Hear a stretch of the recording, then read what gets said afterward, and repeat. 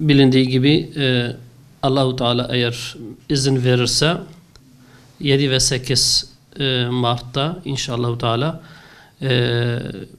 gerek bölgede gerek bölge dışındaki birçok İslami STK'ların bir araya gelerek tertiplemeyi kararlaştırdıkları bir Kürt sorununa İslami çözüm arayışı konulu çalıştay inşallah Diyarbakır'da düzenlemeyi düşünüyoruz.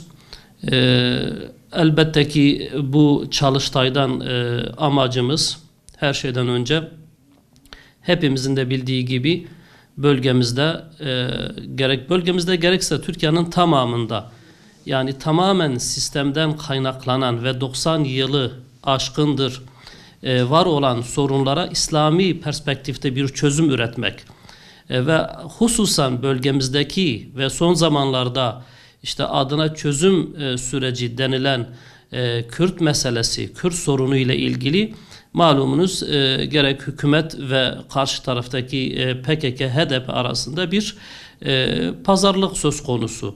Yani kısacası Müslüman Kürt halkına yönelik bir çözümden bahsediliyor. Ama hakikatte Müslüman Kürt halkı bu işin içerisinde yoktur. Yani masanın bir ucunda hükümet, diğer ucunda tamamen Müslüman Kürt halkının değerlerinden uzak bir yapı olan HDP, PKK arasında bir pazarlık yapılıyor. Müslüman Kürt halkına bir elbise giydirilmek isteniyor. Müslüman Kürt halkının bundan haberi yok. Bu işin içerisinde bir etkisi yoktur, bir görüşü yoktur. Biz İslami STK'lar olarak bu amaç doğrultusunda bir araya geldik ve Müslümanların örgütlü olduğu, birlikte beraberlik içerisinde olduğu, dolayısıyla eğer Kürt sorununa, Müslüman halkın sorununa bir çözüm üretilecekse, getirilecekse mutlaka bu işin içerisinde Müslümanların yer alması gerektiğine inanıyoruz ve bundan dolayı diyoruz ki bu bölgenin temsilcisi, bu Kürt halkın temsilcisi sadece PKK değil. Dolayısıyla İslami STK'lar bu işin içerisinde olmak zorunda. Zira biz inanıyoruz ki Müslüman halkın sorunları ancak İslam'la çözülebilir. Bu amaç doğrultusunda bir araya geldik.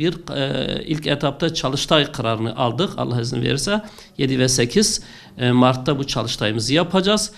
Tamamen Kürt sorununun, daha doğrusu bu Müslüman Kürt halkının sorunlarının masaya yatırılacağı, üzerinde konuşulacağı bir çalıştay olacaktır. Biz inanıyoruz ki bu hususta bütün Müslümanların söyleyecek sözleri vardır ve faydalı olacağına inanıyoruz. Ancak hedefimiz sadece bir çalıştaydan ibaret değil. Allah izin verirse çalıştaydan sonra da Müslümanların birlikte hareket etmesi, birlik beraberlik içerisinde bu yola devam etmesi ve Müslüman Kürt halkının sorunlarına çözüm getirmesi konusunda yolumuza devam edeceğimizi de düşünüyoruz. İnşallah Allah-u Teala bize böyle bir fırsatı da verecektir. Bu yönüyle bizim amacımız, hedefimiz ilk etapta bu.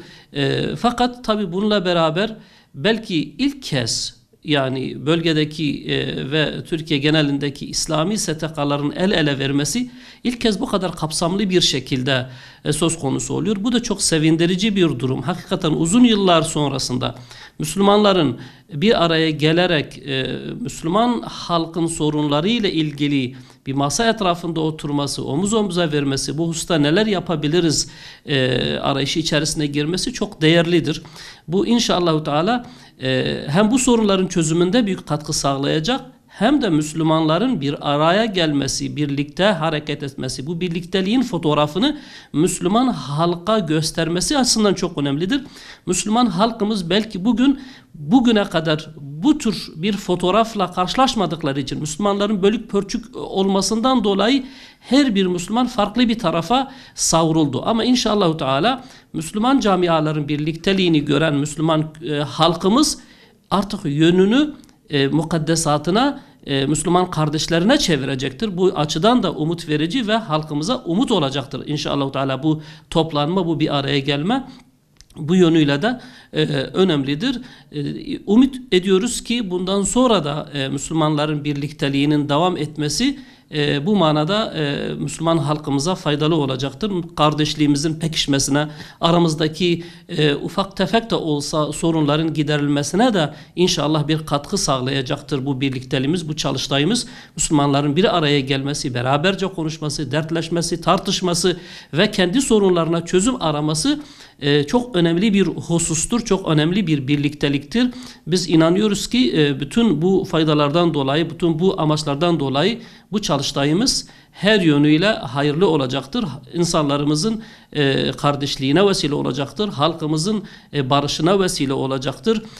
Bütün toplumun bir an önce bu fitnelerden kurtuluşuna vesile olacaktır. Rabbimizden temennimiz bu. Niyetimiz hayırdır. İnşallah Teala sonuçta hayır olacaktır diye düşünüyoruz.